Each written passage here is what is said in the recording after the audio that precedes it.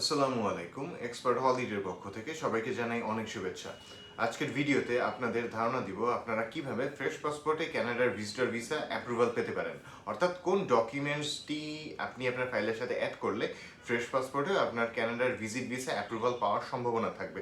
So যারা Canada visit visa নিয়ে interested, পুরো ভিডিও দেখার চেষ্টা করবেন, একটু হলেও উপকৃত হবেন বলে আমি আশা করছি। সো ফার্স্ট অফ অল, বর্তমান সময়ে কানাডা ভিজিট ভিসার রেশিও কিন্তু অনেক ভালো আছে বলা যায়। কেন এই জিনিসটা বলছি সেটা হচ্ছে, আপনারা যদি ওরা যে রিকোয়ারমেন্টটা দিয়েছে ওটা ফুলফিল করতে পারেন তাহলে আপনার ভিসা হওয়ার সম্ভাবনা বর্তমানে অনেক অনেক বেশি আছে।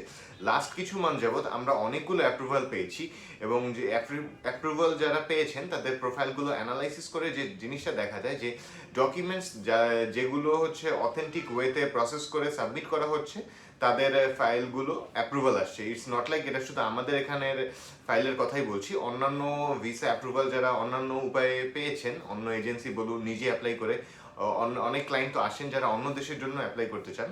সো তাদের প্রোফাইলগুলোতে দেখা যায় যে তাদের ডকুমেন্টসগুলো অথেন্টিক, তাদের ব্যাংকে একটা সাফিসিয়েন্ট ব্যালেন্স দেখানো হয়েছে এবং সব থেকে ইম্পর্টেন্ট, আপনি যদি একটা ইনভাইটেশন লেটার দিয়ে অ্যাপ্লাই করেন, অর্থাৎ আপনার ফ্রেশ পাসপোর্টের ভিসা নিশ্চিত করতে পারে একটা ইনভাইটেশন লেটার, এবং অবশ্যই বর্তমান সময়ে আপনাকে একটা অথেন্টিক ইনভাইটেশন লেটার দিয়ে অ্যাপ্লাই করতে হবে।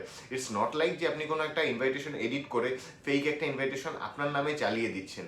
তাহলে কিন্তু যে একটা বিপদের মধ্যে আপনি পড়বেন সেটা হচ্ছে আপনার প্রোফাইল, অর্থাৎ আপনার অ্যাপ্লিকেশনটা তারা রিজেক্ট করবে, পাশাপাশি আপনি 5 থেকে 10 বছরের জন্য ব্যান হয়ে যেতে পারেন।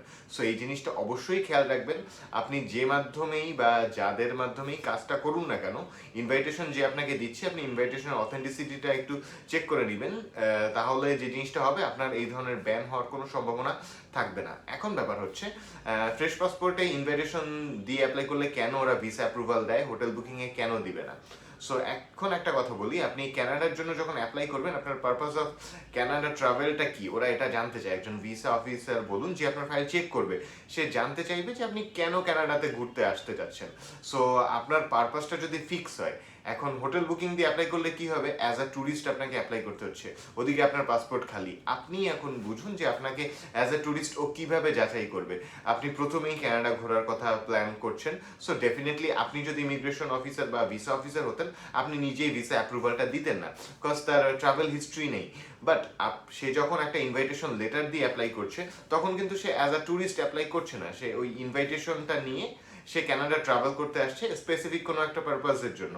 সেটা হতে পারে যে কোনো কিছু, কোনো পার্সোনাল গ্যাদারিং বা পার্সোনাল ফ্যামিলি মিটিং, কোনো অকেশন বা কোনো সেমিনার, যে কোনো কিছু হতে পারে। ইনভাইটেশন এক একটা এক এক ক্যাটাগরির হতে পারে, যে জনরার ইনভাইটেশনই হোক না কেন, ইনভাইটেশন তার পারপাসটা ফিক্স থাকবে। সো এভাবে একটা ফ্রেশ পাসপোর্ট হোল্ডার কানাডার ভিসা নিশ্চিত করতে পারেন শুধুমাত্র একটা ইনভাইটেশন লেটার দিয়ে অ্যাপ্লাই করে। এর পাশাপাশি অবশ্যই আদার্স যত সাপোর্টিং ডকুমেন্টসগুলো আছে ওগুলো অথেন্টিক হতে হবে। সো এভাবে আপনি অ্যাপ্লাই করে কানাডার ভিসা নিশ্চিত করতে পারেন। বাট ইটস নট লাইক যে আপনি ফ্রেশ পাসপোর্ট আছে কোনোভাবে অ্যাপ্লাই করে দিলাম ভিসা হবে, কখনোই সেটা হবে না। সো ওই রিকোয়ারমেন্টটা আপনাকে অবশ্যই ফুলফিল করতে হচ্ছে। সো বেসিক্যালি এটাই ছিল আজকে আপনাদের ধারণা দেওয়ার চেষ্টা করা, একটু হলেও। আপনারা অনেকেই জানেন, বাট যারা জানেন না তাদের জন্য জিনিসটা খুবই গুরুত্বপূর্ণ যে ফ্রেশ পাসপোর্টে ইনভাইটেশন লেটার দিয়ে কানাডা ভিজিট ভিসার অ্যাপ্রুভাল আনা সম্ভব। সো আজকের ভিডিও মূলত এতটুকুই। কানাডা ভিজিট ভিসা রিলেটেড যে কোনো ধরনের হেল্প বা সহায়তার প্রয়োজন হলে সরাসরি ভিজিট করতে পারেন আমাদের অফিসে, বা কল বা নক করতে পারেন স্ক্রিনে দেওয়া নাম্বারে। সবাইকে অনেক ধন্যবাদ।